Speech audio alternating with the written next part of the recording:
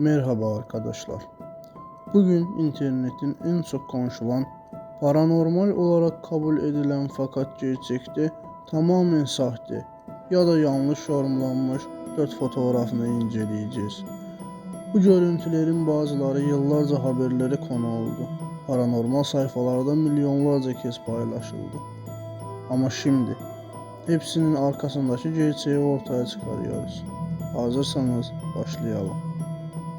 İlk fotoğraf 2003 yılında bir yerde çekildiği iddia edilen ünlü merdiven hayaleti görüntüsü. Fotoğrafta merdivenlerden yukarı çıkıyormuş gibi görünen şeffaf bir silüet var ve yıllarca dünyanın en net hayalet fotoğrafı olarak paylaşıldı. Gerçekte ne oldu? Bu fotoğraf makinesinin çift pozlama hatasıyla oluştu. Aynı kare içinde hem merdiven hem de hareket eden bir insan gövdesi üst üste bindi. Sonuç olarak ruh gibi görünen bulanık bir figür. Fotoğrafı çeken kişi yıllar sonra açıklama yaptı. Hayalet değil, yanlışlıkla oluşan ikinci görüntü. Bu fotoğrafta gece yol kenarında duran kırmızı bir gölge figürü görülüyor. Paranormal forumlarda cin Karabasan adıyla yayıldı. Gerçekte ne oldu? Polis raporlarına göre bu yüksek ışıkta çekilmiş reflektif yağmurluk giyen bir yol işçisiydi. Kamera ışığı kıyafetin yalnızca bazı bölgelerini yansıttığı için gövdesi karanlık, kafası parlak görünmüştür. Aynı işçi ertesi gün video kaydında görüldü. Aynı bölgede güvenlik kameraları benzer görüntüler kaydetti. Bu görüntü gece çekilmiş bir mezarlık fotoğrafı. Arka planda küçük bir çocuğun silüeti olduğu iddia edildi.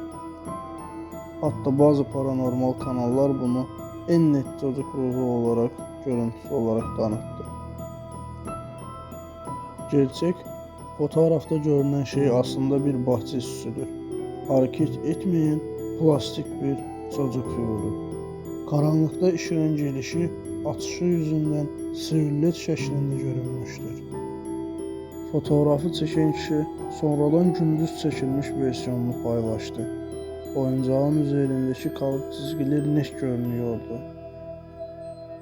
Bu fotoğraf sisli bir ormanda beyaz bir elbiseyle duran kadın silüetini gösteriyor.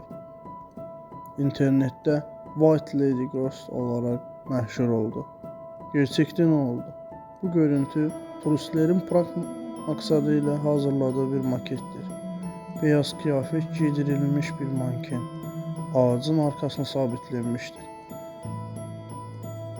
Sisli hava ve kamera çözünürlüğü görüntüyü paranormallaşmış gibi gösterdi. Kanıt, manken daha önce bölgede bulundu. Ormanın güvenlik kameraların kayıtlarında maketi yerleştiren kişiler göründü. İşte gerçek sandığımız ama aslında tamamen yanlış yorumlanan paranormal fotoğraflar böyle ortaya çıktı. Unutmayın, bazen bizi korkutan şey doğaüstü olaylar değil, görüntünün arkasındaki küçük detaylardır. Daha fazla bu tarz içerik isterseniz abone olmayı unutmayın. Görüşmek üzere.